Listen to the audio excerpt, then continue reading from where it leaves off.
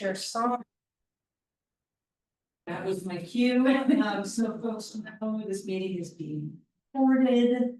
And we have Zoom link available for members of the public and for members of our commission that are not able to join in person this evening. So we're gonna go around the room first with intros, and then we'll go to the folks online, and when we get to the folks online, I will prompt you when it's your turn. So I'm gonna start. I'm just gonna start to my front eight. Jody Newcomb, editor. Jerry Song, District 3 Neighborhood Representative and Chair. I don't think I said this. I'm gonna split that word. You'll chief of staff here at Human Services. Rebecca Shelby, one. Mr. George at large. Stu Peterson, business 2. Glenn Fee, Environment 1. Matt Weller, one of the 2 builder developer roles. Andy Haugen, District 4. I'm Perry Sunderland, Clean Water Services, Director of Engineering. Joshua Bernier, Clean Water Services IT Department. Baby Jane, executive assistant. Shannon Huggins, community engagement. Kathy Weezer, chief financial officer. Karen Chichigli, lab manager. Tracy Rainey, government relations manager. Bill Fig, Chair of the Washington County Citizen Action Network. Karen Bill, plant services division manager. Online, I'm gonna go to Joe Gall next. Good evening, Joe Gall, Clean Water Services Chief Utility Relations Officer. Ashley. Hi, Ashley Farrell, business rep. Elaine. Hi, Elaine Stewart, environment rep. And I think that's it for folks online. Thank you, everybody. And turn it back over to you. Thank you. First on our agenda is Tracy Rainey, Government Relations Manager, to give an update on the legislative session highlights and outcomes relevant to clean water services. This is informational.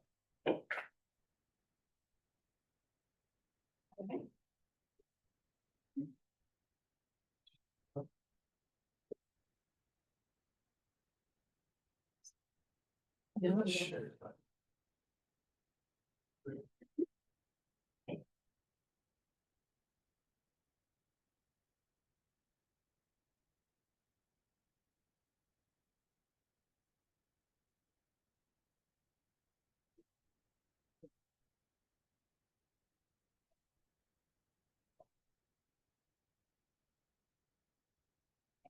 Okay, great. Good evening. Again, I'm Tracy Rainey, Government Relations Manager for Clean Water Services. Glad to be here again in front of you. I provided similar presentations on this topic in the past. But here we are again, as Oregon's on an annual legislative session cycle. So we do this every year, but I appreciate this opportunity to talk to you all tonight.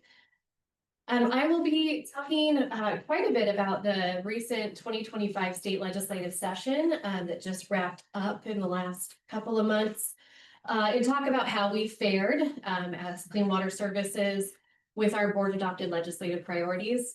Also touch on the status of some of our federal legislative priorities, and then finally we'll talk about the process for adopting 2026 state and federal legislative priorities going forward. So as you likely know, the Oregon legislature just wrapped up their long legislative session in late June. Oregon's state legislature holds a long session every odd numbered year. And so they are constantly constitutionally required to adjourn those within 160 days. Typically, what we see in these long legislative sessions is they go pretty close, right up to that 160-day mark. Pretty common to see that they need that extra time or that provided time to wrap up their business, pass budgets, things of that nature. So for this session, we were convened on January 21st. They adjourned very late in the evening of June 27th, a Friday night. What else would you want to do on a Friday evening but watch the legislature, finish up their business? So they're at 158 days, so just 2 days shy of that constitutional requirement. There were some notable aspects to this past session. One thing I think worth noting is that we saw a record number of bills introduced. by quite a bit. So in a typical long legislative session, we would expect to see about 2,500 bills introduced, possibly getting up to 2,700 or 2,800 would be a considerable amount of bills. For this session, you'll see we had 3,466 bills introduced, which is quite a bit more than we are used to seeing. This did generate some conversations. I think it's some frustration in the building, in the Capitol building, about whether or not Oregon should limit the number of bills that legislators are able to introduce during a long legislative session. For short legislative sessions that happen in the even numbered years, they do limit the number of bills legislators are able to introduce. And so that conversation did happen. It did not end up going anywhere. We had a couple legislators that each introduced 300 bills on their own. So it creates a lot of challenge just in terms of tracking that quantity of legislation, figuring out really where to focus for, myself included, where to focus energy and attention, and trying to figure out what things are actually going to be moving forward in this session. So out of those bills, 702 bills ended up passing this session. Some of the key issues, things, housing production continues to be a top priority. It's a bipartisan issue, and still a priority for Governor Tina Kotek's office. So we've seen for the past several legislative sessions, pretty significant amount of bills that are being introduced around how we can meet housing production goals for the state to help address that shortage. We'll talk a little bit more about that in a bit, about some of those specific bills. Transportation. Going into the legislative session, there were meetings across the state with Oregonians and legislators that were working on putting together a transportation package to identify priorities and kind of a willingness overall for Oregonians to support a significant transportation investment, including raising the gas tax and registration fees and a number of different revenue raising items. That was a pretty significant challenge the legislature faced this session, and there was not a lot of consensus around how much revenue they were willing to raise for that. So as we approached adjournment, it became really clear, and you probably saw in the news, that the votes were not there for a comprehensive transportation package. So in this last couple of weeks, they called a special session to pass a more scaled back transportation package. So we are technically still actually in special session right now. The House was able to pass the two bills, one a budget bill and has some accountability measures. The other one is the revenue raising bill that would raise about $5.6 billion over the next 10 years. So again, modified with a 6-cent gas tax and some other provisions in there that will help fund ODOT and make sure that some of the maintenance activities can be taken care of for the department as well. We should be coming back. The Senate they're shy right now of one vote to pass the package. So that's why we're still in a special session. Next week on September 17th, they'll be hopefully coming back in. One of the senators, unfortunately, has had some medical issues. So that has stalled the ability for them to get that package passed. And then budget challenges. Going into the session, we did see, it was actually relatively, I would say, optimistic. I think in the prior years, there's been talk about a potential for a mild recession in Oregon. That has been something that has been repeatedly coming up in the quarterly revenue forecast that the state economist provides. As we went into the session, they provided a revenue forecast in December, and it was pretty status quo. We actually were going to see potentially some additional revenue coming into the state beyond the previous revenue forecast calculations. That picture quickly shifted as there was concern around the potential impact from federal funding reductions. And it became really clear, Elizabeth was with me, I think one of the days that one of the Ways and Means chairs realized, I think, that there was going to be pretty significant potential for them to have some revenue shortfalls for the state as a result of some of the federal funding cuts that they were expecting. So really the theme for this session was if a bill has a price tag, it was a pretty tough road ahead. And so, and especially if it was a new program. So we were told pretty early on, if it's something new, it's gonna be really difficult to get that past this legislative session. So a lot of people were adjusting, trying to take out fiscal impacts to their bills, have them just be policy related bills that would not impact state agencies and require additional resources.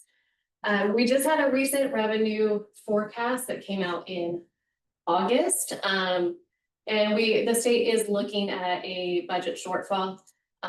There's been estimates of 15 billion over the next 6 years potentially. So as we talk about the 2026 legislative session, we're very mindful that right now it's about policy. If there's a price tag, that is really a really tough kind of situation for the state right now. So, and feel free to ask any questions throughout this. I don't talk all the time, but okay. Okay, so I'm going to jump into our priority items for the session and talk through a little bit of, again, how we fared overall. As a reminder, our board adopts our state legislative priorities every year ahead of the legislative session. So they were doing that work starting in August of last year and finalizing the adoption of these priorities in November, December timeframe. First priority, and this one is an ongoing for us, is investment in infrastructure. I think it will always be there. Water infrastructure does not get the level of attention in the state legislature that, let's say, for instance, transportation, that gets these pretty significant investments that last them for a period of time. So what we've seen, I think, in the legislative conversations has actually been pretty encouraging in the sense that I think the housing production conversations have actually provided a spotlight for water infrastructure. We're starting to hear legislators talk a bit more about the need to invest in water infrastructure, whether that's sewer, whether that's drinking water. Stormwater is still one that I feel like we've got a lot of education to do about where that does fit in and how that infrastructure works. Unfortunately, again, with the budget picture this session, we didn't see significant investments. We've had two legislators, Representative Kenny Helm and Representative Mark Owens. They are Democrat and Republican that are chairing together the House Ag, Natural Resource, Land Use, Natural Resource, and Water Committee. And they share the gavel. It is a very bipartisan committee that is focused on water. They are passionate and they really want to see Oregon start to actually make some significant headway and investment. They had a package that passed in the 2023 session that was over $100 million for water-related infrastructure and different programmatic investments. They were hopeful that that would happen again this session. And unfortunately, just as the session progressed and we saw that budget picture, that did not happen. So we did see some investments. Bills worth noting, House Bill 3031, that was funding for housing-related infrastructure. In that conversation, one of our biggest messages has been to make sure the state is also looking at overall capacity for infrastructure systems. We're seeing a lot of talk around specific investments for infrastructure that serves housing development and can demonstrate the number of units supported by that infrastructure and kind of how it's contributing very specifically to housing production overall. If the state is going to meet their housing production goals, which we've got a long way to go, it will trigger necessary capacity upgrades for the broader system that is supporting that infrastructure. So things like trunk lines, conveyance, pump stations, possibly treatment plants are also going to need to have some investment. So we continue to work on that message with legislature to make sure that they understand you can't just invest in the one pipeline that's serving that specific development. We also have to look and see what other capacity upgrades have been triggered by that development. Senate Bill 5531 is the lottery bond bill that passed. Had some money in there for water related projects that you'll see up there on that screen. The Special Public Works Fund is water, but it's also other kinds of infrastructure as well. So moving into our priority around infrastructure readiness for industrial and commercial expansion opportunities. Going into the legislative session, there were still conversations around the federal CHIPS Act, and whether or not Oregon was going to see investment through that federal program in semiconductor manufacturing and related industries. So when we adopted this priority, it really did reflect that conversation, which obviously did change.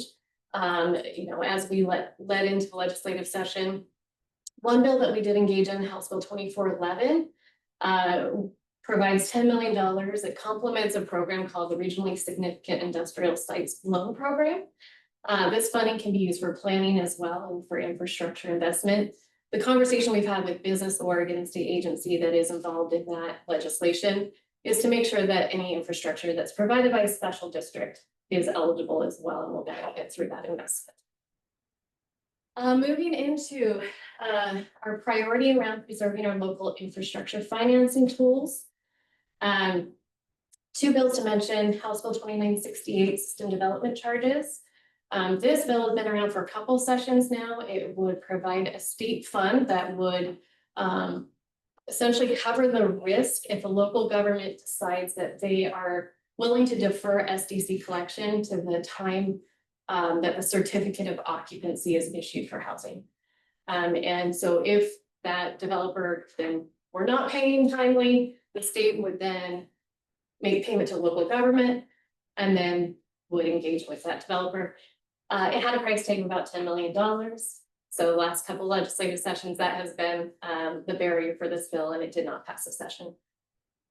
And then House Bill 2138, we'll talk about a little bit more detail, but there is language in this bill, which was the governor's middle housing bill, that requires the Land Conservation and Development Commission to adopt rules to create model SDCs that local governments could voluntarily use, specifically for residential system development charges. So we'll be watching that effort. They need to come up with that language by January, I think, of 2028. Okay.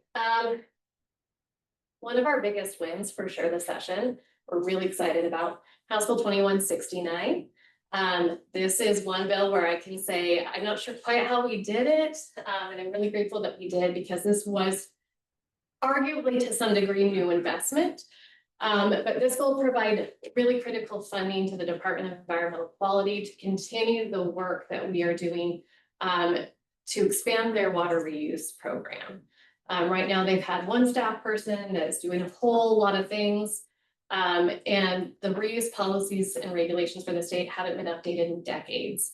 The way the current policies read, they treat reuse like it is a waste product, not a beneficial resource. And so there's been a lot of push to have them take a look at those policies, update them to help communities better implement reuse options. So this funding will continue a water reuse coordinator position and make it permanent going forward. We'll also fund interagency coordination with a whole bunch of different agencies to identify barriers to reuse and opportunities to help reduce down those barriers and help communities advance those projects. So we are really, really excited and pleased to see this bill move forward. Okay. The priority item that doesn't get enough attention, but is oh so important to us. Since we're in a long legislative session, it was a budget year for state agencies. So the Department of Environmental Quality's budget was up for renewal. For us, making sure that we are protecting the investments in that agency is incredibly critical, especially for us, the Water Quality Division. Our permits, whether they're implementable, cost-effective, we love the innovative solutions and approaches to water quality. That actually creates sometimes challenges for DEQ if they don't have the staffing capacity to help work with us on those things. So we're really pleased that we did not see any cuts to the DEQ budget. There was a lot of engagement and conversation to make sure that legislators understood the value of those investments going in. For renewable energy, so this priority that's got a whole lot of important things in there, but promoting resource recovery, including renewable energy generation, nutrient recovery, and water resources. There's a really interesting conversation going into the legislative session around industrial symbiosis. It's something that Representative Ken Helmboy mentioned earlier. He's from the Beaverton area. Was really excited to explore legislatively to try and help communities look at ways to do resource recovery. There was a fact-finding trip that a bunch of legislators took over to Denmark, where they're doing a lot of reuse, recovering nutrients, renewable energy, kind of the whole deal. And certainly Clean Water Services is doing some of that here, which we're really proud of that work, but other communities are looking to engage in similar efforts, but lack the resource and the technical capacity to get those projects off the ground. So this bill would have made that investment to help those communities advance those types of projects. Oh, is any questions?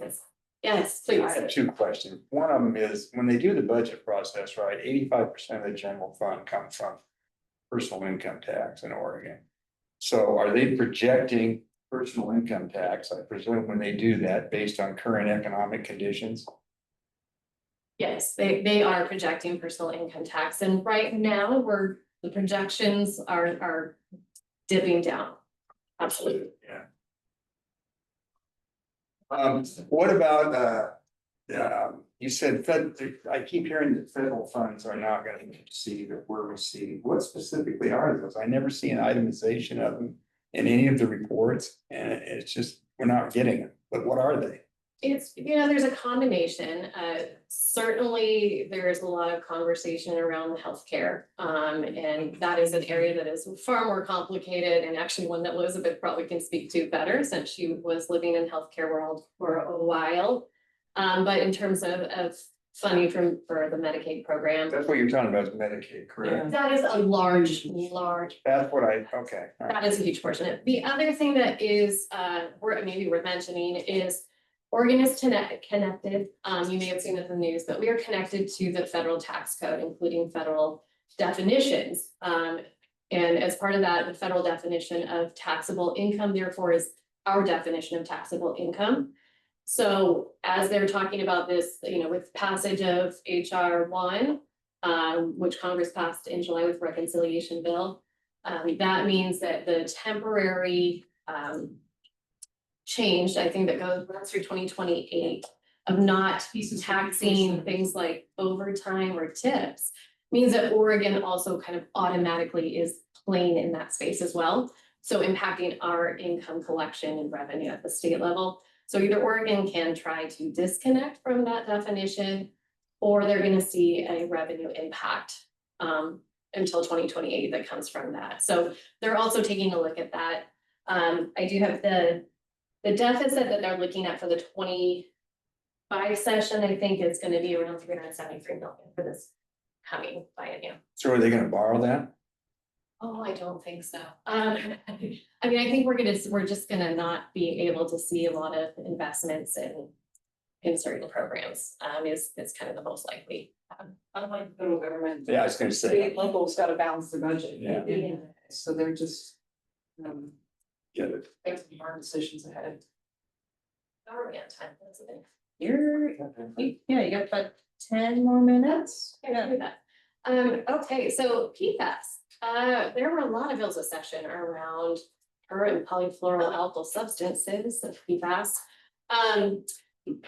One of them that we were really engaged in, which was House Bill 2947, and that is a bill that we've been working on for this is, I believe, our third legislative session trying to get this funding.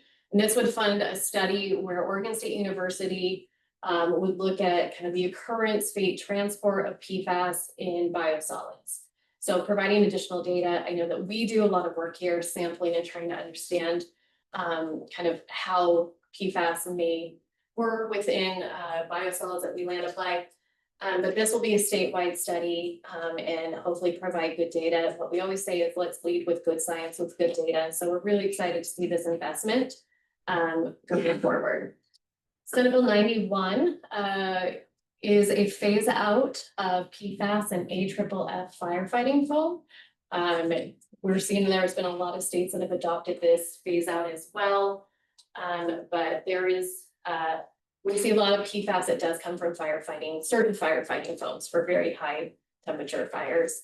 And so we know in Oregon, there's a number of sites that have had training for fire that have some contamination issues from PFAS. So that will phase out by within the next year that they will be phasing that out. There was some investment for disposal to make sure there was responsible disposal of legacy foam. Again, with the budget session we had, they took out that funding for the disposal, so there's a conversation there to be had so that we don't just see people selling their foam to other states or potentially disposing of it in a way that it's still not environmentally protected. So that's an ongoing conversation.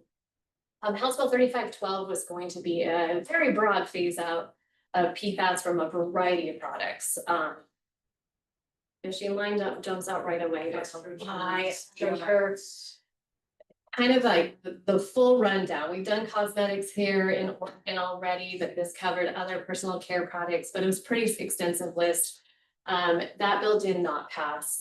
It just had a lot of inconsistencies with language that was passed in other states, I think, and just was a pretty heavy lift for this legislative session. So to be determined if that does come back. And then an offshoot of that was House Bill 3017. The menstrual products were also included in House Bill 3512, but there was a specific bill to phase out PFAS in menstrual products. So that bill did not pass as well. Moving on from PFAS, supporting efforts to enhance water utility responsiveness, efficiency, and resiliency. This really for us became a conversation around water workforce. And I think it's the start of a conversation. I think we'll continue to see this as a legislative priority for our district, but as well as for other districts across the state. We are seeing operators that are retiring, and we do not have the pipeline, like so many people in so many industries that are having workforce challenges. But making sure that we are having conversations, including with community colleges, to have programs, reach out to high school kids, make sure there's general awareness about opportunities to work in the water industry. So that bill did have a price tag to invest in some of the programs with community colleges, so it did not pass the session. Okay, no, this is not last. No, this is last minute. Okay, housing. That's the biggest one, I guess I should say. So we were really busy this session again for housing related bills that we were engaged in. House Bill 2138 I mentioned earlier was the governor's middle housing bill. It was a pretty significant bill, updating Oregon's middle housing laws and expanding those out. There was language in there that we were engaged in around design and siting standards for middle housing.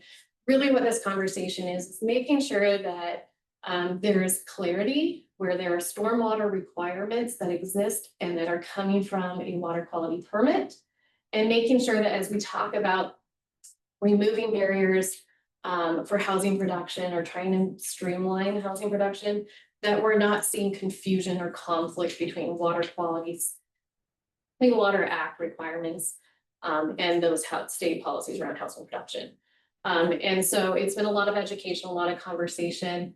We did get some good momentum there in language. We've had really good conversations with the governor's office to make sure that we are addressing any language in legislation, but also having follow-up to make sure that there's clarity as these things are getting implemented across the state. I already mentioned there's language in there for model system development charges. Two other bills to mention: Senate Bill 974 creates a 120-day shot clock for final engineering review. It also has an expedited land use process in there, and then some residential design standard exemptions. We were engaged in that bill. It will impact our staff to make sure that they are reviewing final engineering plans within that shot clock timeline. We had a lot of good conversations with the Home Builders Association to make sure that the language was being built in a way where, if, for instance, we're sending the application back to the applicant to address some things, that the clock stops. So we don't end up, we don't want to have to deny something that's really close to the finish line. And so we feel like the timelines that are in the bill are workable for our staff. On the residential design standards, we also had that same conversation around stormwater again to make sure that any stormwater requirements are not seen as subject to a waiver, essentially, for development. So as long as they're required by a permit, essentially. But any questions? Yes. Maybe not your department, but how much momentum are you guys seeing in middle housing application, middle housing designs coming into the district? Great question that will be one for follow-up. I was hoping that we were gonna have one of our planners who's been really involved in a lot of these conversations, so we can follow up with that. And what does middle housing mean? Duplexes, triplexes, fourplexes, townhomes, size clusters. So higher density. Was there a previous timeline for before SB 974, or was it just like open-ended and now you have an actual number? Yeah. There was no timeline before, so, and again, our staff took a look, like they pulled, like, what is the timeline that they tend to see for that review and approval? And again, we feel like the bill, the way it's been drafted, works within the timelines that they were typically seen, and of course, there's an application here or there that maybe more complex. So municipalities will have to comply with that. I didn't think so. Anything along those lines? Because it was whittled down into being totally ineffective, so it could pass. It was a really, it was an extensive, It was. there were many hearings on that bill, and a lot of lawyers involved, it would appear, so. But yeah, I will say it was really good working with the Home Builders Association early on in their conversation, just, they were very open to having those discussions, so. I won't mention, I won't go into detail on House Bill 2258, other than to say there's some rulemaking around creating automatic land use approvals for certain residential types, so if they kind of check the boxes of certain standard kind of residential types, that they would have kind of a streamlined approach there too. So effective. Yeah. I'm sorry, I was dozing off. The automatic. The housing is so exciting. For sure, yeah. Yeah, that'll begin rulemaking, so we'll see kind of, I think, what comes out of that specifically and how they choose to address it and therefore how effective. I think it'll be a couple bills to know, just additional legislation that really didn't fit necessarily within our specific legislative priorities. Septic and drinking water well loan funding, that did not pass this session. That's not great. We will continue to have that conversation and may have to up that as a priority going forward. DEQ administers a septic loan program that provides funding to low income Oregonians to repair, replace their septic systems or to connect to a public sewer system. So we're going to see that funding run out here in the near future, and want to make sure we see that going forward. I'm going to skip 2830 because it didn't happen and didn't even have a hearing, but would have been not great. Low income water and sewer repair systems did not pass. We've been trying for many sessions to get some funding at the state level to help low income Oregonians pay their bills. I don't think this is going to pass anytime in the near future, just because the need is so great and the funding right now is just not there. And then let's see. I'll mention this Senate Bill 1153 and the other bills. Big fight on water right transfer succession that took up a lot of capacity of any consumptive water users, agricultural interests, and environmental interests at the table around water right transfer. So if you're transferring existing water right to use water for a different purpose or changing the location of where you pull water out, oversimplifying this, you'd have to go through a more in-depth public interest review on that. So it's a pretty complex water right issue that is likely to come back in the short session. And then finally, recreational immunity passed, which is really good news. That allows us to make sure that things like Fern Hill can remain open to the public for them to enjoy and use without having liability that would make it prevent us from offering those services to the public.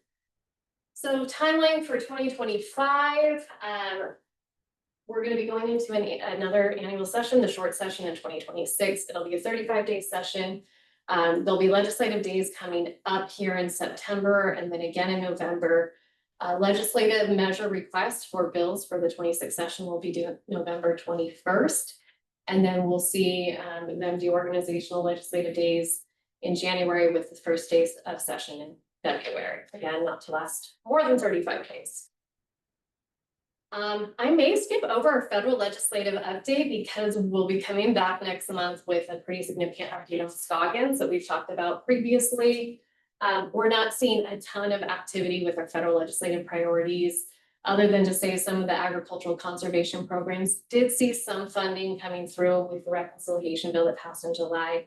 One program that did not get funding, which expires pretty soon here, is the Conservation Reserve Program funding. We're working with our staff to understand what the impacts of that might look like for our basin.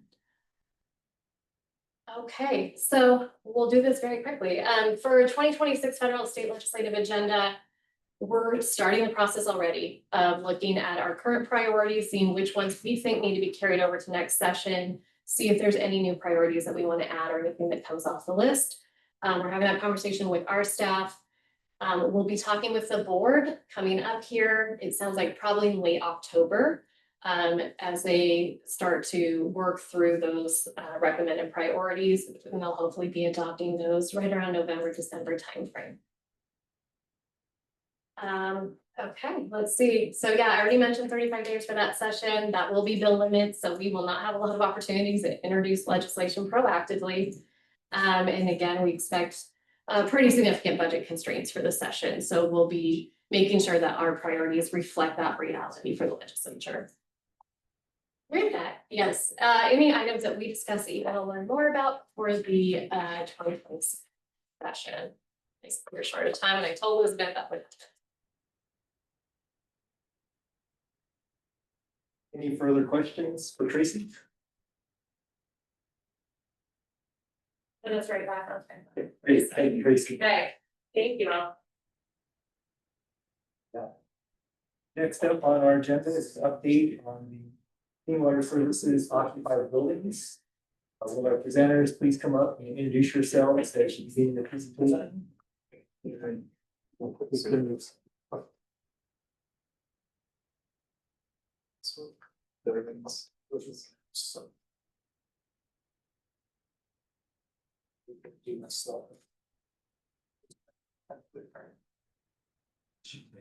It's right there. Should be able to just click right and go to the next slide. Okay, I'm Perry Sunderland, Director of Engineering. So we're gonna give you a little building update here tonight. I'm gonna tag team here and hand off a few things.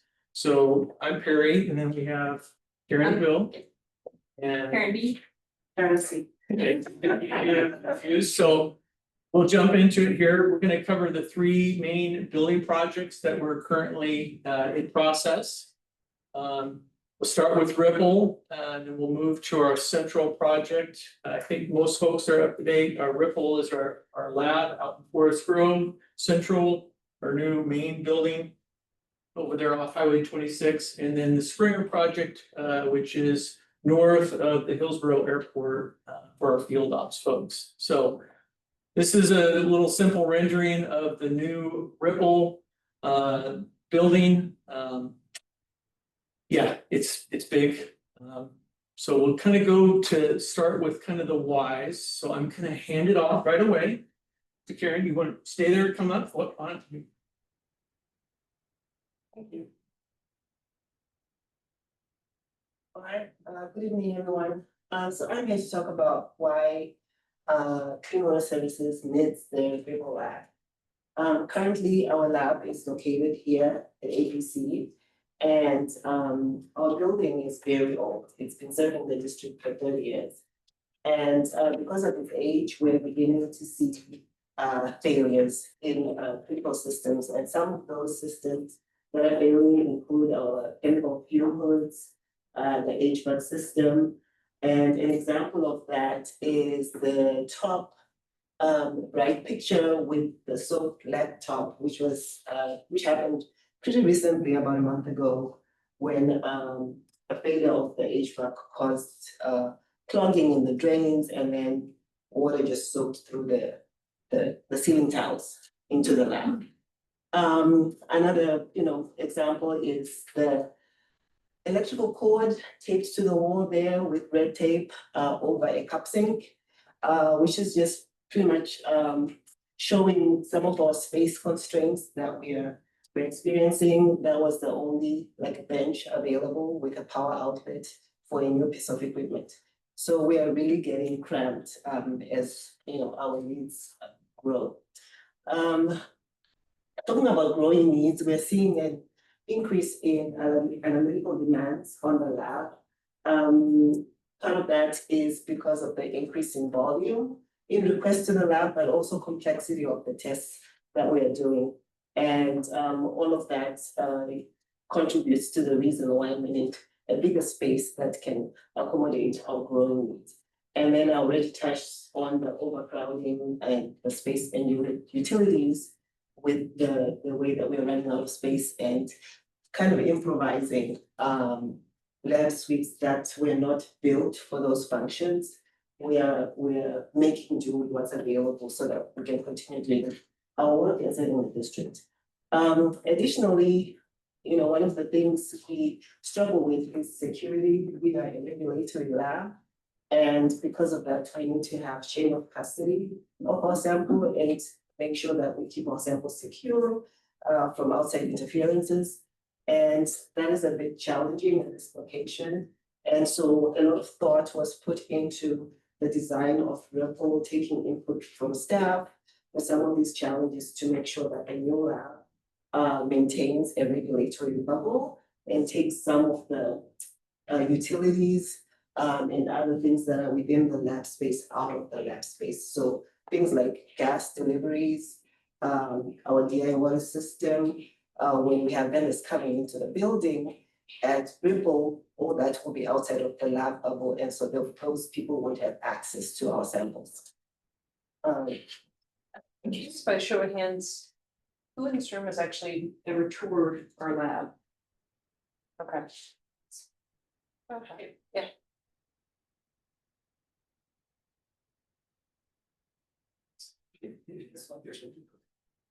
Okay. So switching from some of the space and building issues, I wanted to talk also about the importance of having a lab at Clean Water Services. So when you look at our lab budget annually, we use about $5 million for personnel costs and also for the cost of all the consumables and materials we need to do all the work that we do.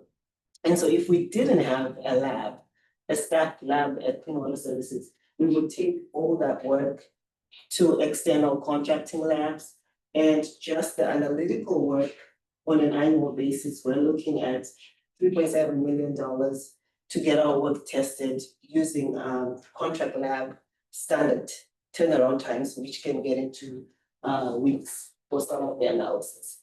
And then when you factor in the premium to get faster turnaround so that our process operators can get 7-day data. Some of the data is actually required like by 2 p.m.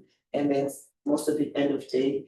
That adds on an additional 2 to 3 million and totaling almost 7 million. And an important thing to note about these costs is that they do not include costs of our sampling, FTE, so staff that actually go out and sample.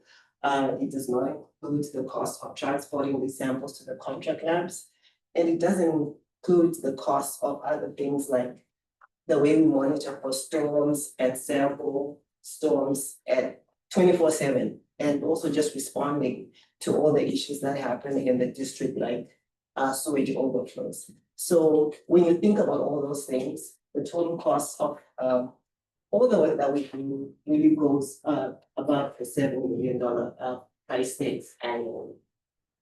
And then more importantly, it's just more economical to have everyone at one location. So currently we have the water quality lab at ABC, and then we have research and innovation team, which has 3 different groups, the molecular, environmental, and modeling teams, just scattered across different facilities of the district. So RIPL is going to bring all those teams together in one building and increase collaboration and also cut down some of the duplicated efforts. And then this is my last slide, and it's really just showing the flow plan of the new RIPL lab.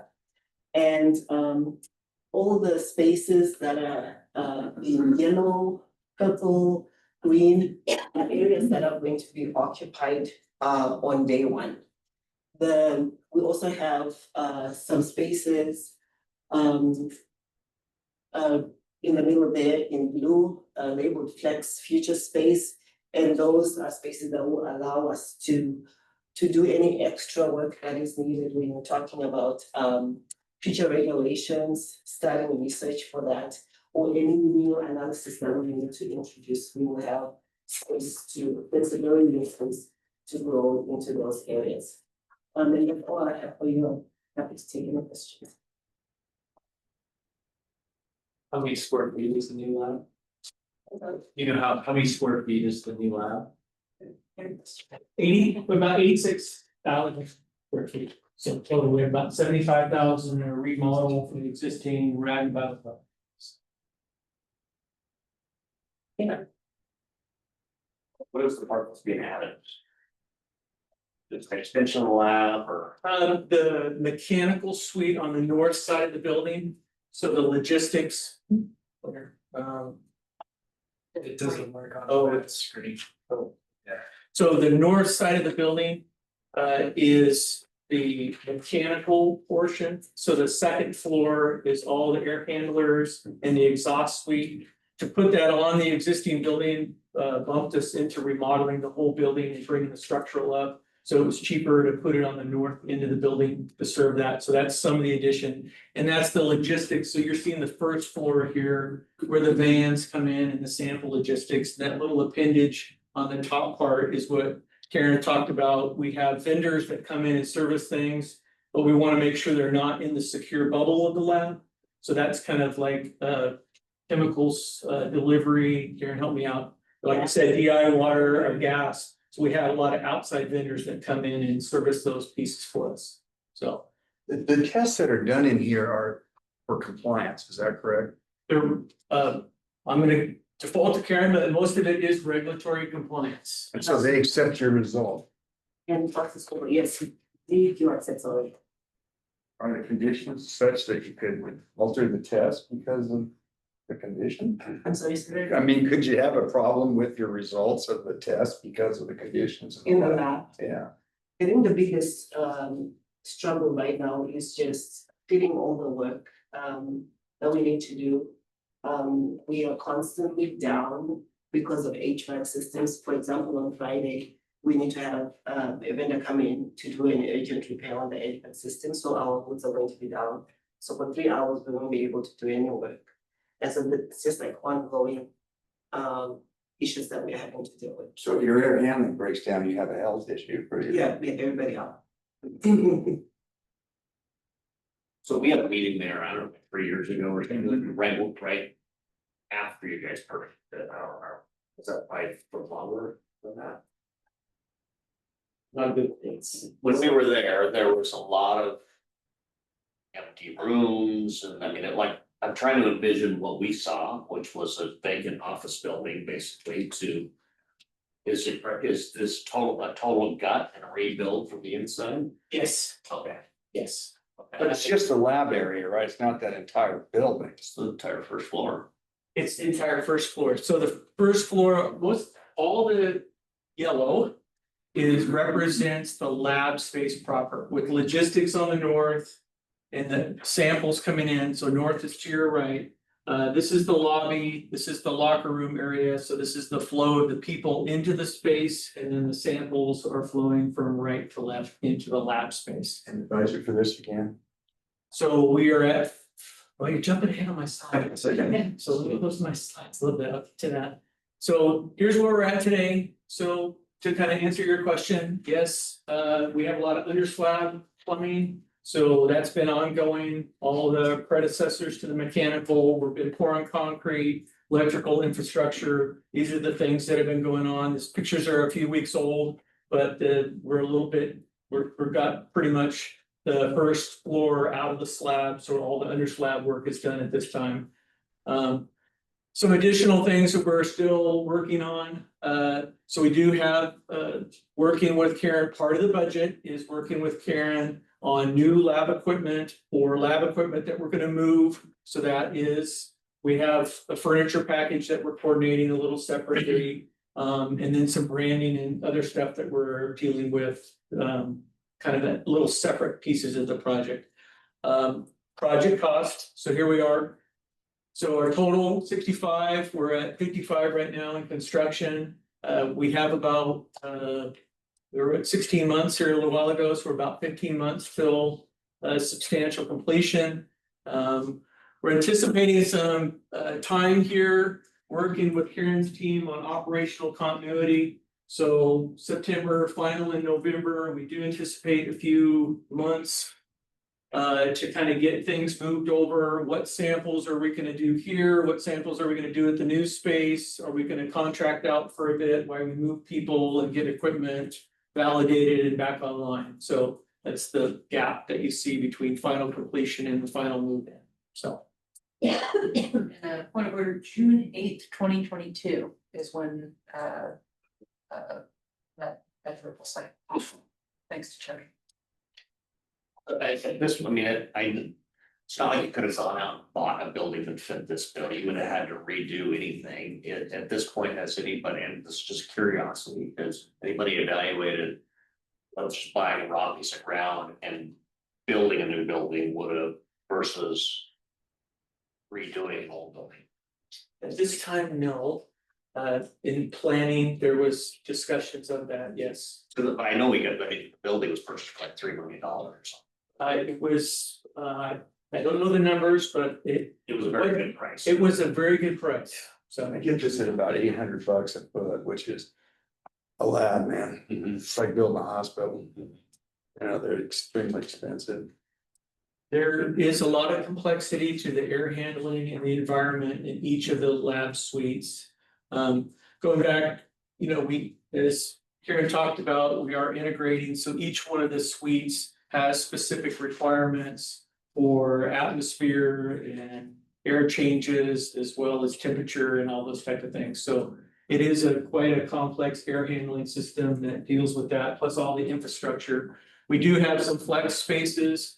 As Karen identified here for those future testing things, we talked about PFAS.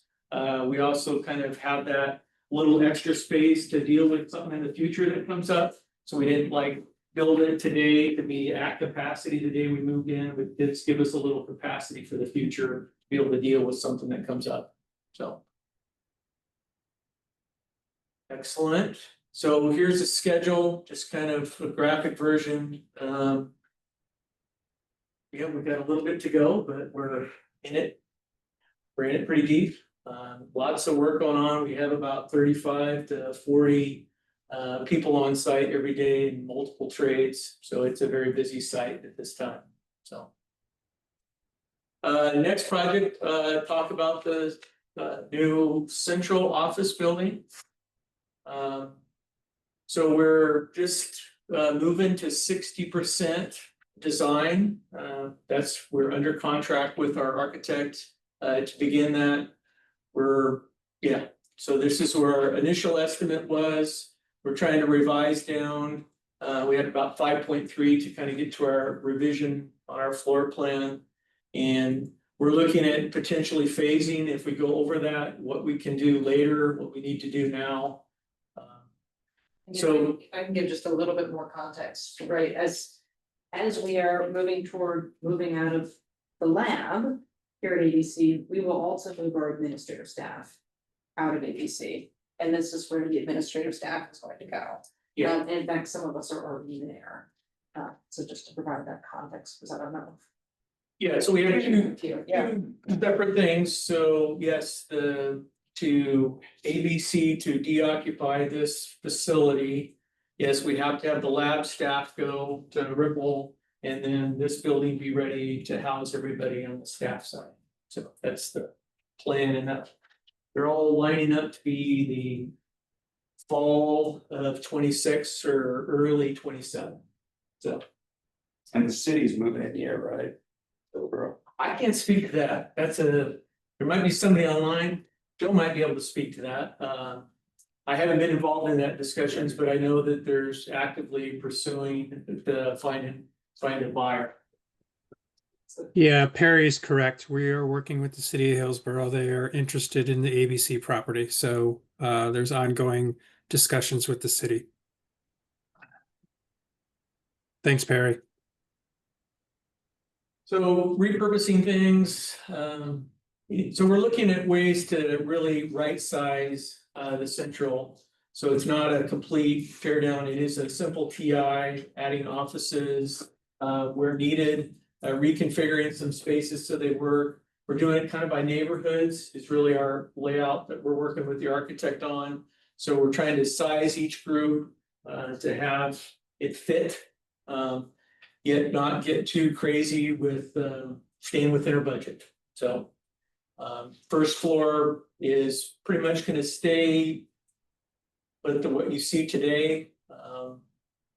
A lot of the locker room area work we're still kind of looking at debating. That's very expensive because it does include under slab piping and some other things. So we want to be cautious in making sure we do have represented employees. So we are required to provide locker services for folks that will be in this building. So that's a bit of a right sizing effort that we're going through. Where's the permit counter? Permit counter's on the second floor. So the second floor, we have the permit folks on this side. We have a conference room up front for them to meet. Is the current arrangement. I can't speak directly to the permit. I know quite a bit of their work is online. But yes, they do have the ability to meet with folks here on the front. So second floor configuration. Third floor. And you actually walk in on the second floor. So. Oh, okay. it's right, Yeah. Unlike here, we used to get a lot. Sorry, Yeah. if you haven't been there, it's a little different, right? So if we have you drop down to get to the first floor. So thank you. Is it gonna be open, like, or can you just like walk up to the permit counter, or you have to hit a buzzer, or if you? We'll need to be buzzed in towards the front door, but then after that, be accessible. And spoiler, it's gonna be one of my announcements later, but we will actually have our next CWAC meeting at Central, so that you can kind of get the lay of the land.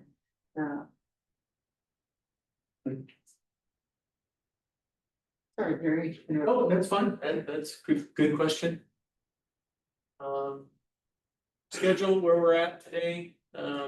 So we're trying to target that winter or fall of 26 to move in.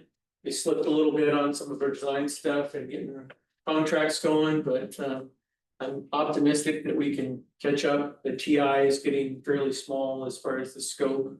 We're not doing major HVAC improvements. We're deferring some of these things that would delay our project a bit or construction. So, very good. Any questions? Springer. I'm excited for more buildings. One more building. Yeah, right here. Hi, I'm the second Karen or Karen B to talk about the Springer project. We're first starting with a picture of kind of what half of Springer looks like right now. So Clean Water Services has a material handling yard off of Springer Street. And that's between Evergreen Road and the airport, just kind of south of the Hillsborough Public Works building area. And right now, or the work that's been done there since the site was developed with material handling yards, basically they bring sweet scrapings and catch basin cleanout material there to sort and dispose of. And it's currently home to our field construction operations group. They were located here in February of last year in these portable buildings. And they're about 30 staff with the office space, locker rooms, and restrooms. That's kind of the beginning of the story that leads into the Springer facility itself. So the site right now has the material handling yard and this existing warehouse.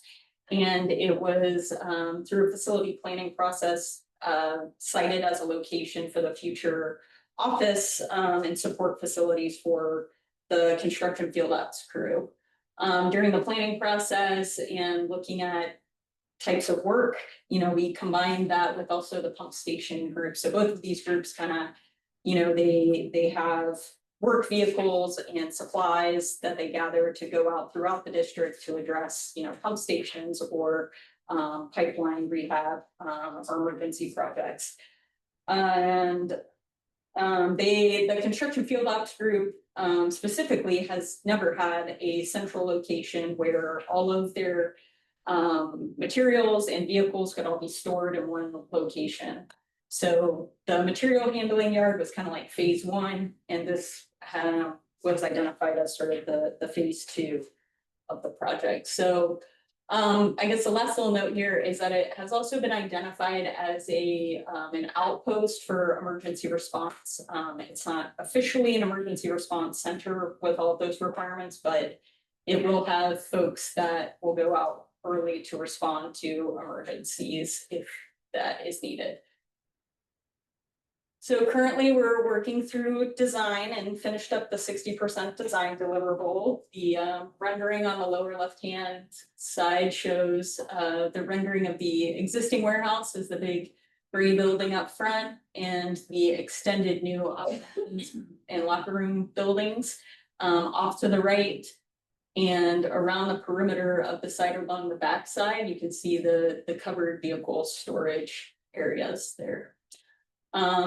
Just to orient yourself, the airport's over on your left. This is Springer Street and 33rd Avenue.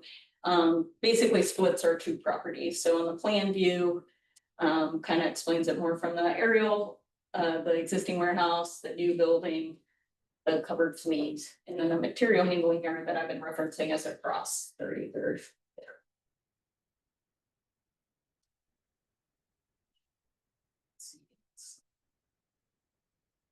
So between 30 and 60%, we look to do some refinement and value engineering. And two of the major items that we focused on was sort of the simplification of the entrance of the building and also bringing down the entire ceiling level or roof line of the building. And the differences of the renderings are the 30% on the left and the 60% on the right. You can kind of see the progression of the simplification from those two steps.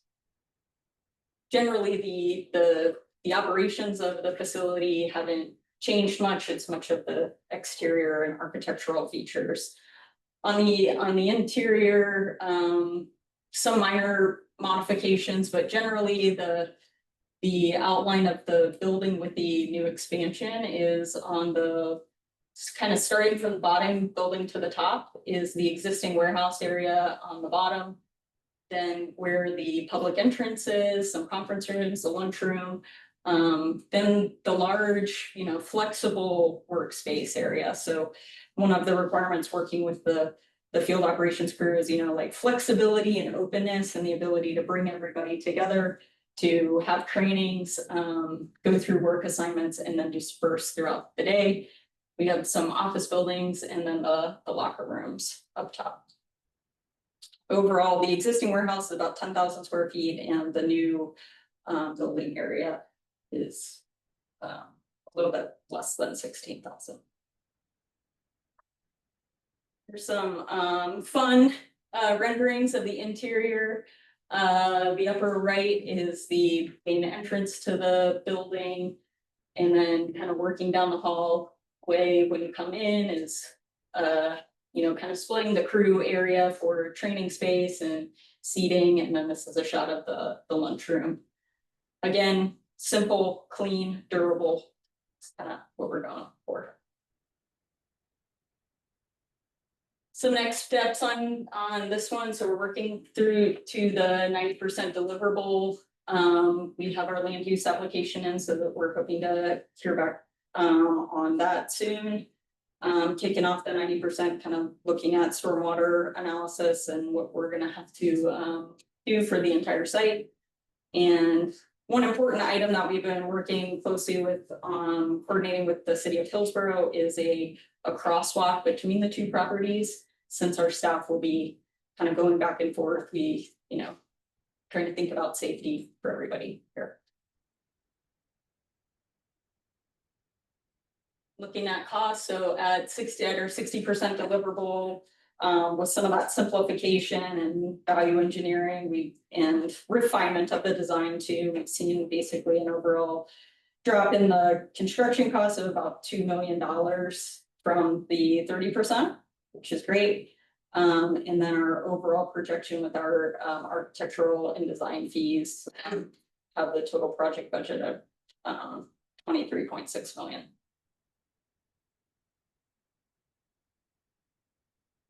Schedule wise, we'll be working through the rest of the design through the beginning of next year. And then you'll see this big chunk of kind of a break period until we go out to bid. That's for kind of budgeting. Is you saw previously that Perry showed some big numbers for big projects coming up. So one of our ways of sort of flattening out the budget a bit was to push the construction and bidding and construction of the project out until 2027. That's all. Yeah, any questions? Yes. Really expensive. Was this built to next day standards? So if you had an earthquake, this is the It is operation to center. us for seismic design. Sure, you still holding your question? Yeah, I was just curious, so how is the lifetime of these buildings considered in the capital budget plan? And like, when do you expect to have to build the next version of all of these buildings? Well, we got at least a 20-year, so we're not gonna be full day one. So we try to look at the staffing plans that field ops has and the services that they're providing and say, okay, well, how many today? And then it gives enough FTEs to expansion when we kind of look at their staffing plan for 5-10 years. After 10 years, it gets a little fuzzy, but I don't think our service level is going to change drastically. So I don't know if that answers your question. So we're looking at it to be durable at 20 years at least. We think that we're building something that's more like 30 years, at least for like the people that need and the functions that need to take place on the site. So It seems like the internal like utilities of the building are degrading after 30 years. So is that built into like the lifetime expectancy of the building, or do you have like a overall maintenance budget plan for these buildings to last for longer than 30 years? that's a great question. We would expect good maintenance, right? If it would last long, if you change the oil in the tractor, it'll last forever. So yes, we do. I guess from our planning perspective, we're looking at it from the size. I'm kind of expecting that the facilities maintenance keeps that operational and useful.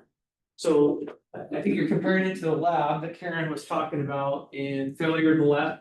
It's a little bit different.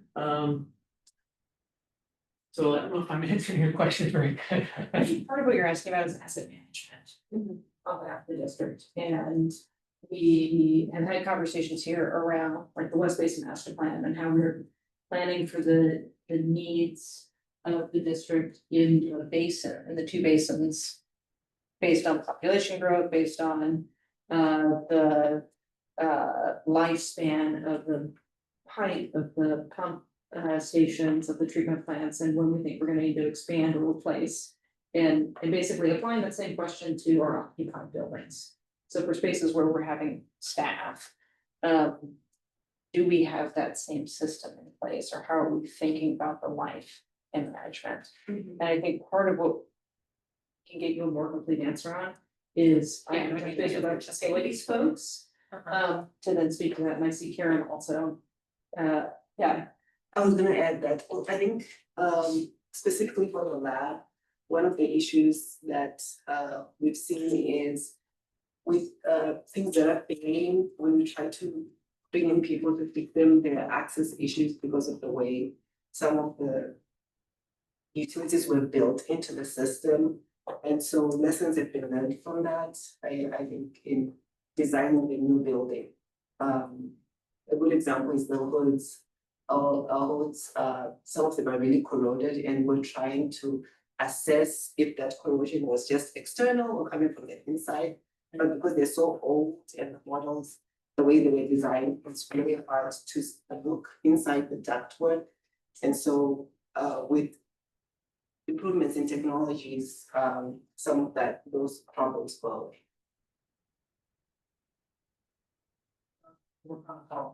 Yeah. I'm not sure if this is a question for you exactly, it's the wider question. All three of these projects are already in progress. And this presentation is to the advisory council, so I guess I'm wondering how we can help.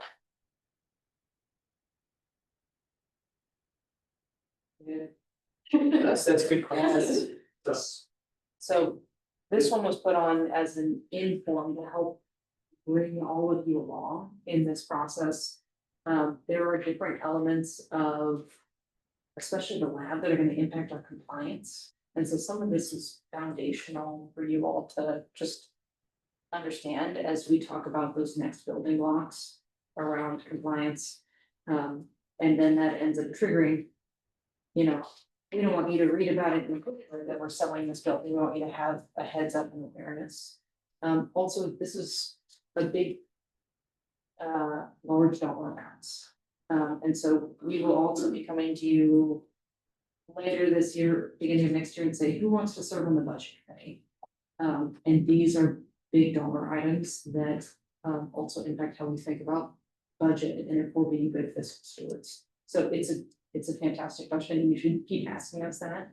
And the way this is sort of framed, both because we recently gave it to the board. So we want to be able to have this information too. And that they're foundational pieces for future conversations, to make sure you have the right information to help the process. Yes. Since you said we should ask questions, Yeah, I'll take do it. it. Go. So what role has CWAC played in these projects prior till now? How did this group advise on any three of those buildings in any way, shape, or form? Predates me. Yeah, I knew that, yeah. Well, so go back to go a couple slides to our kind of right side. So, you know, that one right there, right? So in our facility plan level, right? So the big picture level, as Elizabeth talked about, we are trying to right size our infrastructure to meet the future, yet not over design. So I think it's part of that, getting to the right sizing things. So I don't specifically, I mean, we're trying to do it our best with our leadership within our company when we work with the groups and right sizing it. So I think it's part of that informed to make sure we're right sizing it and having somebody look over the shoulder and say, are you right sizing this, right? So we could make this building bigger to go farther in the future, but is that really, that's past what we can really see? So that's kind of my 2 cents on that subject. Matt, you had a question? I do. It's a different question. I want to expand on your very difficult question you just asked. Yeah, easy one, Matt, what are you talking about? And that's, because we've asked, I mean, I've been on here for 10 years and we've asked a lot of times, what do we advise on? A lot of times it's just a learning session, especially for somebody like me who has no scientific understanding of things. I might be able to provide a little bit of input on things like this, but things that happen in the lab, I have no idea. So it's, and I think at the end of last year, maybe there was a suggestion that we have a conversation about how this group is going to be more of an advisory group, because we don't do a whole lot of that. So did you want to say that? I had another question. Go ahead and I'll follow up. Is the sprayer facility the activities that are gonna be at the Springer facility today housed at Rock Creek and Durham. It looks at the site plan, so. There you go. There we go. You wanna take a shot at that? You want me to?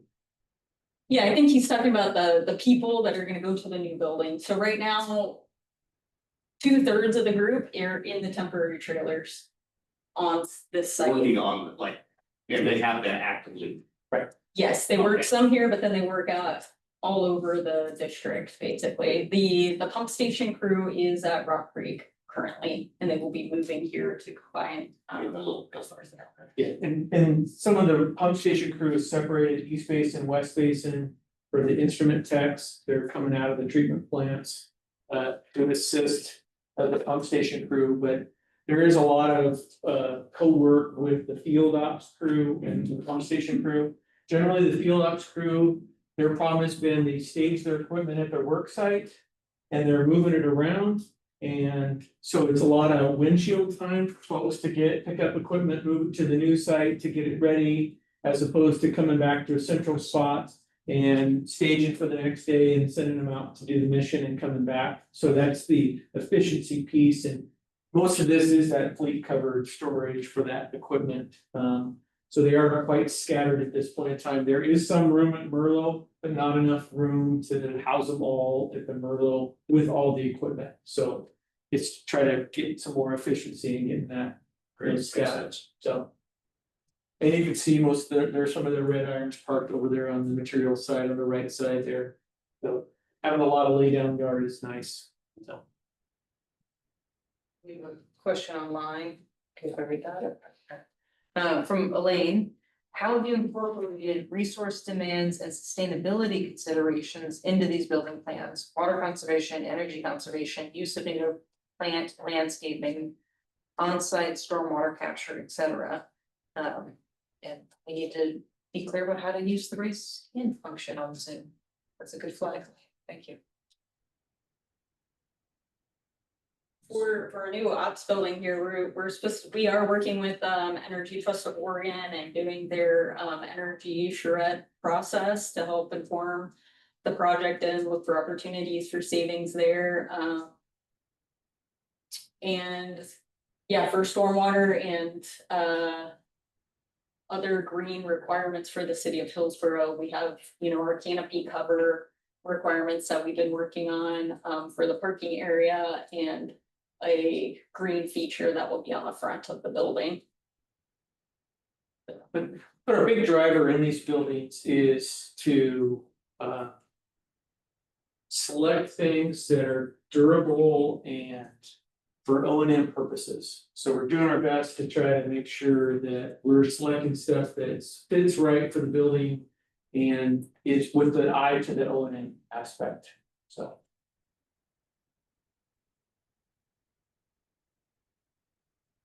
Making of durable laboratory settings and one that leads into the future for a 30-year building, to your point, is including modular design for the future. So just going back to the schematic that you had on the screen, I wasn't clear if that was incorporated into design. Is it modular for flexibility into the future? Some of the suites do have casework that can be modified easily. So how the utilities come down in the chases for some of the sample suites can be modified easily. So I use easily with quotes. Some of the lab equipment is not so, but there is an element of being able to move that around for flexibility in the future.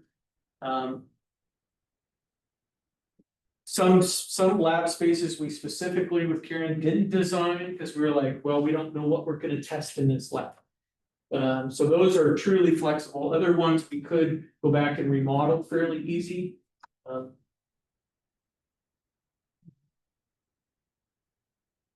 know we're getting close to time here, but I'm gonna channel Elaine a little bit, and I don't want to speak out of turn, but I think you mentioned that you're building these to standards for stormwater capture, et cetera. But are you doing more than that for your clean water services, your utility? There's a lot of impervious surfaces coming online, in Washington County.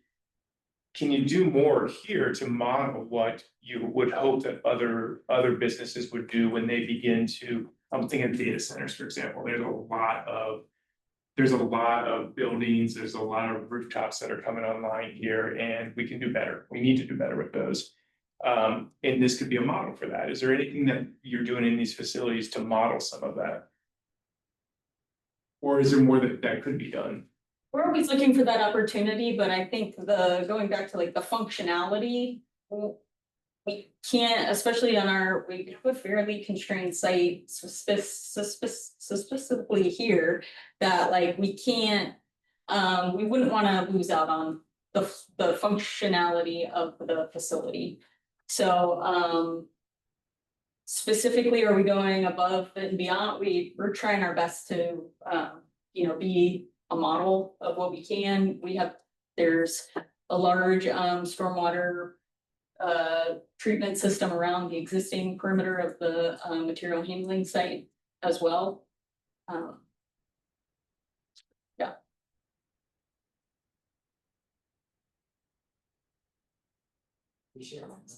Yeah. I don't know, basically, same. Okay, so we're about 17 minutes over time. So I do have one question. There's been a couple new operations facilities in Oregon City and Wilsonville that are brand new, very nice. Have you visited those to, I guess, test ideas or observe what other new facilities are doing? We did a site visit to the city of Hillsborough's new public works building, which is right across Evergreen from here. Didn't make a chance to go down to those other facilities you mentioned, but we learned a lot. They showed a lot of some of their decontamination areas that we looked at. We definitely took a lot from some of their lessons learned on freeze protection and things of that nature of where the main crew will come into the locker room. So there was definitely a lot of, looking at that and how to best incorporate it for our crews. Great, thank you. Okay, I think we're done. We'll move on and try to catch up a little bit. No, yeah. Okay, next up, April 8th, 2025, the Human Rights Services Board of Directors adopted a resolution order, CWS RO 25-5, directing clean water services to audit spending, review policies, conduct a domicile review of clean water insurance company, restrict executive management team expenditures, and provide training. This presentation is an update on the actions taken to implement clean water services. Resolution order 25-5. Elizabeth. Thank you. So as I think everyone in this room knows, we've had a difficult year at Clean Water Services. And we've been doing a series of presentations before the board. This is an attempt to kind of summarize some of those presentations, the work that's been done, and to make sure that you all are up to speed and also have an opportunity to ask your questions and provide any direction. Is this how you're experiencing the organization? Is this what you're seeing in your respective stakeholder communities or districts that you represent? So overview of what we're going to cover, including one or two slides even on billing and customer assistance, because that has come up over the course of these conversations as well. So in April, so March, in March, we started having a lot of media attention around spending and travel and food. That led to a resolution and order 25-5. You have that in your packets. It's posted online. We both have an annotated version of that and then a chart that we've been using to track our progress on it. That was direction from the board on how they wanted us to address some of the issues that they saw. On April 29th, our CEO. Pause for a minute. Where are we? Maybe we can come back to that. Oh, it's coming. An update from the CEO, and this was the first, what we were then calling the plan to restore public trust. June 18th, we had Diane Taniguchi Dennis was no longer with us. We had Rick Shanley stepping in as the acting CEO and general manager. And we had a sort of revised approach. Instead of the plan to restore public trust, it was the plan to rebuild trust. And part of that was because of a focus not just on the public, but on our employees as well, knowing that we had work to do to rebuild with folks that work here. And then most recently on July 18th, we had a board work session day where we continue to present on our progress here. This group had taken a break over the summer, so this is sort of our first opportunity to do a roundup of how those conversations have been going, and to also answer any of your questions.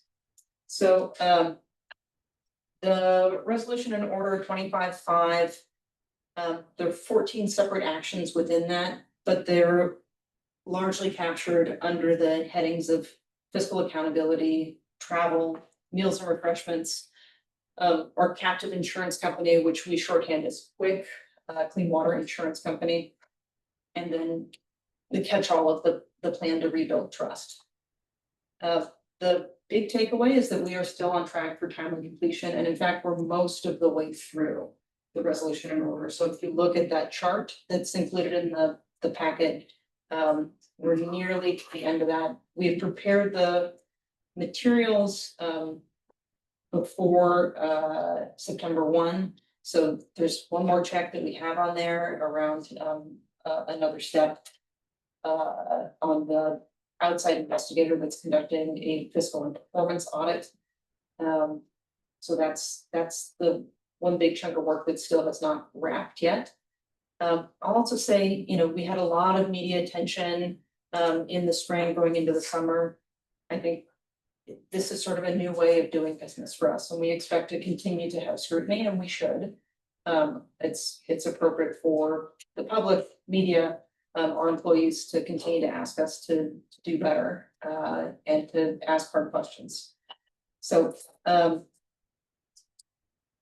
level items in here, a lot of reviewing and revising our policies around meals, around travel, making sure all of our employees are trained. Our esteemed CFO, Kathy Leader, went with our legal team and talked with every single one of our employees to make sure that they were trained on compliance issues related to our policies. So Kathy had a very busy last couple months.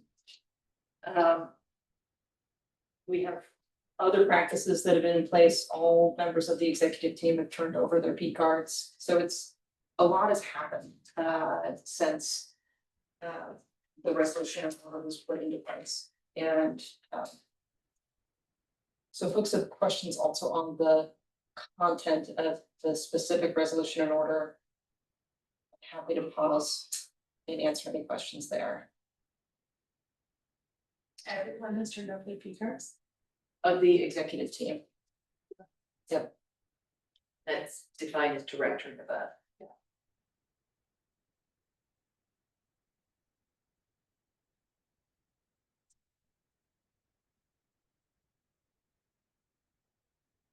So in addition to policy changes, trainings, the outside investigator conducting a fiscal and performance audit, some changes with our insurance company. We also, the final piece was this plan to restore trust. And a big part of that is around communication and figuring out how we communicate with people. One of the things about being Clean Water Services is a lot of folks don't know we exist. or they're confused about their, who is actually providing their stormwater and sewer services. They get us confused with the water provider, they get us confused with their city, if we're trying billing, this is how billing has come up. And so helping to explain who we are, what we do, how we do it, and how folks should also, what the expectations they should have of us are. We were initially very much in reactive mode, we've moved more into proactive mode. That's sort of, you know, good practice in communications, want to get out in front of things as much as you can. Focusing on things of accountability, transparency, and back to basics. And using a wide array of tools. So we don't, because we don't directly bill folks, bill inserts are a little challenging. We get typically one bite at the apple around rate setting. But figuring out how we can use communication tools, including social media, website, newsletters, tabling, getting out into the community. Want to do a shout out to Shannon Huggins and her community engagement team of having that direct person-to-person engagement, giving folks a place to actually express their frustration or the things that they like. Because one of the things that we also know is that we did start with a strong base of trust in the community, and we do a lot of active survey work to have a sense of, one, you know, do folks know we exist? Two, helping them know that we exist. Three, hopefully getting to a place where they understand what our goal is and we would like a good impression of our organization because we take a lot of pride in the work of Clean Water Services. And then also making sure that we're consistent and clear, because that's really important to folks understanding where we are, what our values are, how we're showing up, what the expectations are now and into the future. Summary of some key actions completed. Folks should have received clean water connection, I think this morning at 5:30. I was checking my email for that. But these are, pipeline is how we communicate internally with employees. Community connection is a resource that Joe sends out to cities. So I'm sorry that our city representative isn't here tonight. But also reaching out to other key stakeholders, right? City managers, mayors, our city partners are really important in this conversation, especially when it comes to billing and when our ratepayers don't necessarily understand who's responsible. Those relationships take extra attention. We've made a lot of, we hosted a 101 session on captive insurance this spring. I think we had one or two members of CWAC that attended. We have the recording online if folks really want to do a deep dive on how we manage risk and why we have a captive insurance company. We also made a lot of updates to our website, and we know that we have more to do in that space to make it more accessible. We have a lot of content that can be kind of hard to find, and so we're working on making that clearer and trying to get information up so that we have a place to point people, maybe even if it's not right on the landing page, that we can easily direct folks there so that they can access that information. Making sure, obviously, abiding by Oregon law, responding to public records requests, and responding to constituents in a timely, responsive manner and reporting that to the board.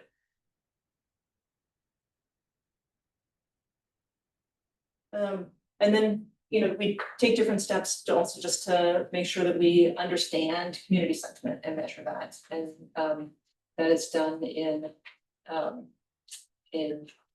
with objective survey tools, as well as good old-fashioned tracking conversations, and to get a sense of sentiment. And asking folks, key partners, how are we doing? I'll quickly jump to customer assistance, and then or Andy, you should have Oh, no, just scratch right in. Oh. So I mentioned billing has come up because there's it's a source of confusion and frustration. also as part of this, customer assistance. What sort of supports as folks are feeling like we might not have spent money appropriately. That adds additional frustration for people that are having to really work very, very hard to make the ends meet. And I think, you know, rightly so, to put pressure on us to really think about what that looks like.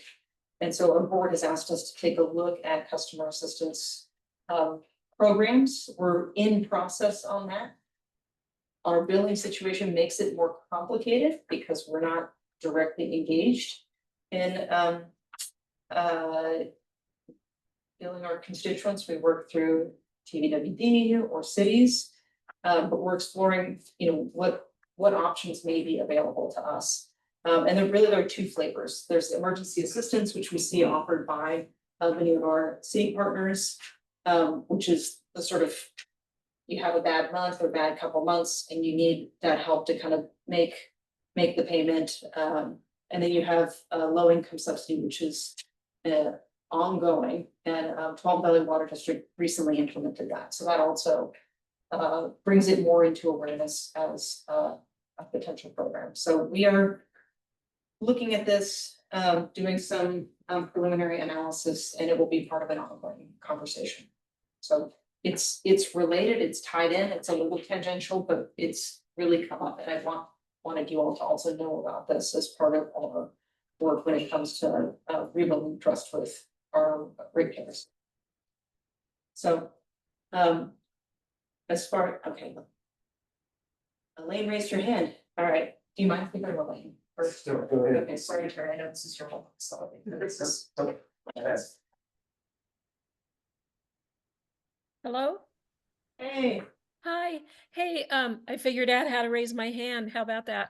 I just want to make a quick question clarification about the last subject, because the ratepayer assistance or customer assistance program, that is something that the CWAC members on the budget committee emphasized to the board, the county commissioners at the budget meeting this year.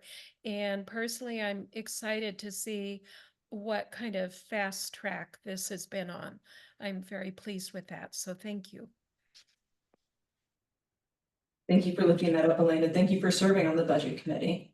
You can tell I'm already trying to chum the waters, get folks interested. I guess I have kind of a comment Yeah. slash question. So like when all this kind of started happening in spring, it seemed like the board of commissioners was kind of taken by surprise by this. And I've never been quite sure why, especially if they are supposed to be the oversight of clean water services, which made me wonder if they were not as involved as maybe they should have been. And so I guess I'm wondering, is the board like planning to stay more active, like moving forward in clean water service operations? Or are they just kind of doing the RNO and are kind of done, like putting it more on you guys? So can you speak to that at all? Absolutely, yeah. The board has been very engaged in learning how to also be more physically present even in our space. So we now have board members doing office hours at CWS Central or at our Durham facility.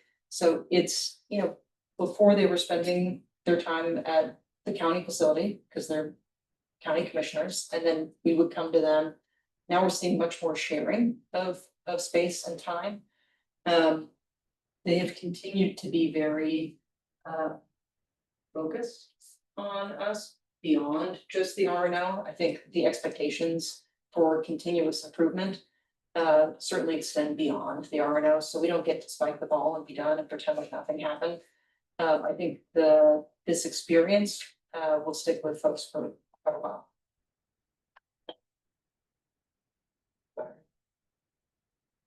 What learnings do you think that CWS or your office in particular will take from this experience or this set of these plans, RNO, into stakeholder and community engagement going forward?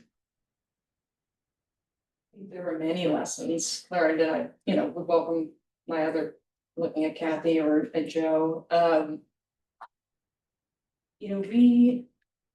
been with Clean Services about a year and a half, so it's been a while, year and a half.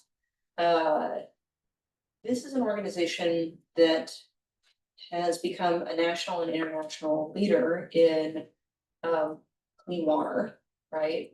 In part because we've had a very innovative spirit, and in part because we've needed to adapt to the constraints of the 12 river.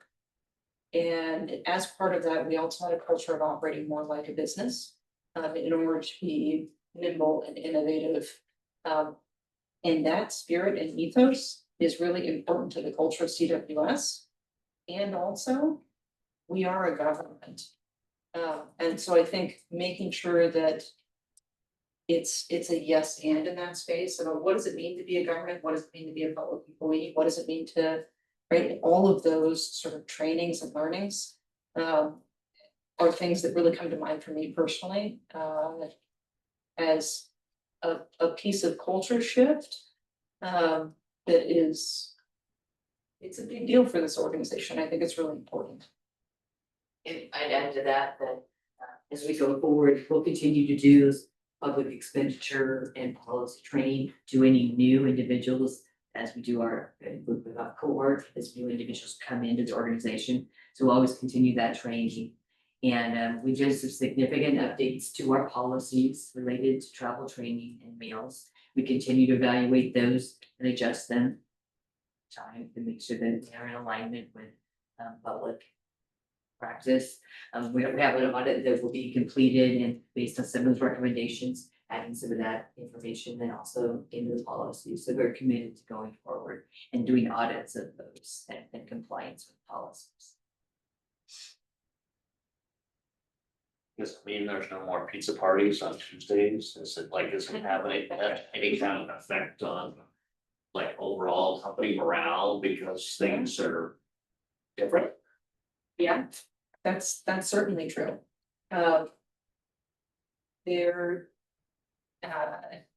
This was a place where food was a way to show appreciation for staff. And we are not providing food. We have a food policy. There are limited instances that are delineated within that, but my personal work history includes working for other governments and other places have different food cultures, and this had its own food culture. And it is dialed way back. And that is a culture shift. And that is difficult for some folks. And part of it for me and being in management is how do we show appreciation in a way that's not food, right? We should be able to tell people that work here that we care about them. And but not rely on a lunch or whatever. But also add training, conferences, those kinds of things have been reduced and kind of limited. I think this year particularly, which may or may not affect people's morale a little bit. So we've seen like travel to competitions. So is that going to be curtailed or is that going to continue? It will be scaled back. So 50%, 50%, yeah, it's a good, okay. Yeah. So we will have one team competing at the website conference for the operations challenge. It's still a way that folks build up skills, build a lot of pride, and are able to also learn quite a bit. Also good advertising, more services. Yeah. So we're trying to still, if Rick was here, he would say that spirit of innovation and creativity is really important to him. To make sure that we don't lose that in this process. And then I am the government bureaucrat that counterbalances and say, I love that. That's one of the reasons I love working here. And here are all the other things that we also need. And figure out how to operate a little bit different. That's what's. Has this impacted turnover, or recruiting numbers for like sub-executive level employees? It's a great question. We haven't quite had enough time to see on the recruitment side. We've certainly had conversations at the leadership level that we expect this to impact retention over time, right? That's part of the reason why we talk about rebuilding trust and focus on employees. Because we want folks to be proud of working at Clean Water Services, and I think we dinged that reputation. And by operating differently, right, folks need to feel like they understand why. And that it is, maybe it changes their day-to-day a little bit, but it's for overall organizational benefit, and that there are other things that are a benefit to them over time. Those are difficult. Those are difficult pieces going through culture change. So I think it's a great question, and it's a question that I think we're asking ourselves, and we'll continue to look at the data, and I bet in a year we'll have better numbers on what that looks like, because also you have a job market that's a little more constrained right now. And that also impacts the sort of friction of someone deciding to stay or not.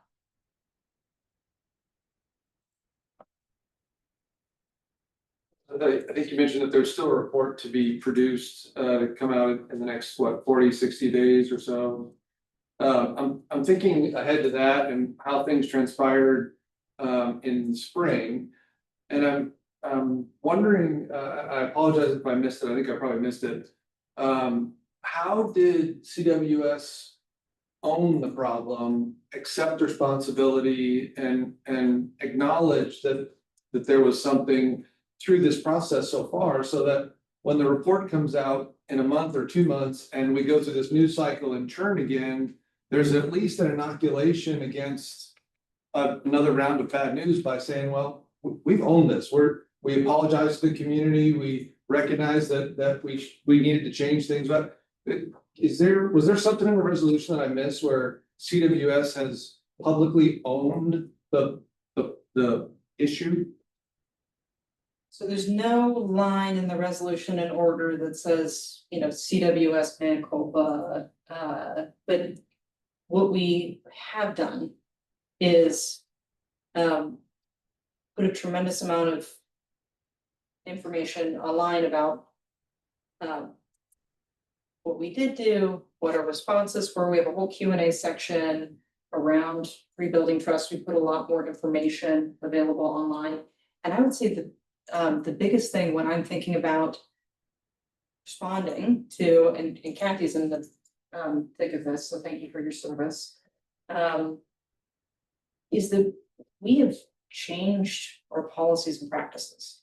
And that is an acknowledgement that we needed to improve and to meet the expectations from the public and from the board and from our employees. And so we're not going to stand here and say we did nothing wrong. We're going to say we took this information and we're doing things differently. So in that Q&A, it sounds like there's some good stuff in there that we can point people to. Yes. Okay, thank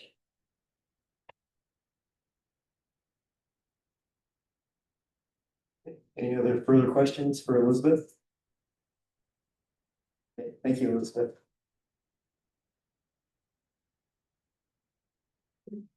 Now we're welcome any members of the public who would like to provide public comment. You'll have up to 2 minutes, and Katie will be your timekeeper.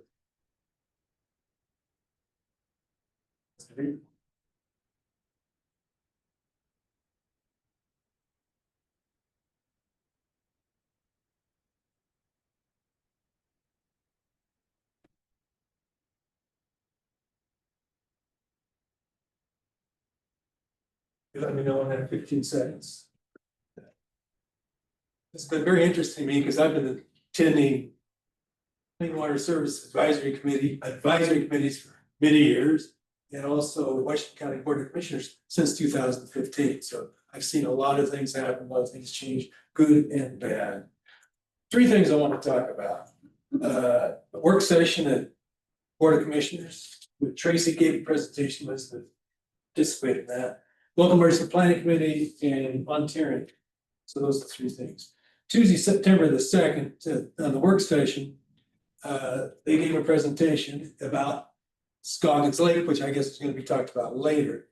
But there's information there, I think he was advised would be good to know. There may be a need to decrease the amount of water in Ag Lake because they may not reinforce the dam well enough.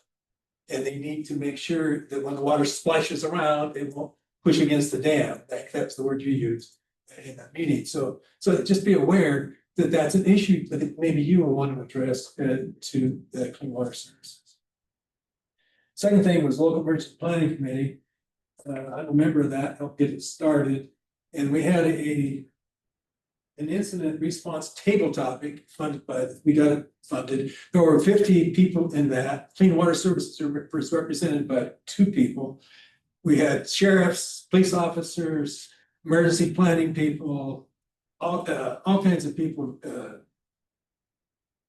ambulances, all kinds of people. It had it related to a chemical spill at RIM Chem, which is the repository wherever they store all these chemicals. They're distributed to the county. And so that was used, and that was a good event. Third thing was source testing, TEQ. I guess I'm out of time. So anyway, On Tyranny, good book. And the outcome is I want to support good government, Clean Water Services, Board of Commissioners, Environmental Quality Commission, which we make a public comment tomorrow. And so we need to support good government and our people doing the work to get things done. And that's you advising Clean Water Services. Great, thank you. Next up, our announcements. Elizabeth. I'll keep them short because we have gone the distance this evening. I already previewed this. Our next meeting will be in Central, which is in the Beaverton area, 15195 Northwest, Southwest, Greenboro Road. We'll send you, it'll be in the Outlook invitation. And then you'll get a sense of the layout that Terry was sharing. And then my second announcement is just, we have 2 folks who will be rolling off of CWAC. One is George Marsh, who's not with us this evening. But one is Matt Wellner, who has been with us for the better part of a decade. So Matt, thank you. Thank you. So you'd like to share pretty on the spot, closing. Thank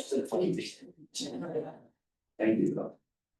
It's been enjoyable. It's been fun to see the organization grow and change. I really do think that how this committee can help to advise should be, it's hard to do because of the array of things that we talk about in this room. But there are individuals here that have expertise in everything that we talk about in one way, shape, or form. So figuring out a way to incorporate those thoughts into this work would be great. One of my challenges. It is, it's a big one too, it's hard. Yeah. Thank you, Matt. There being no further business this evening, CWAC is now adjourned. Next meeting, as Elizabeth said, will be held on October 8th. Thank you. Thank you.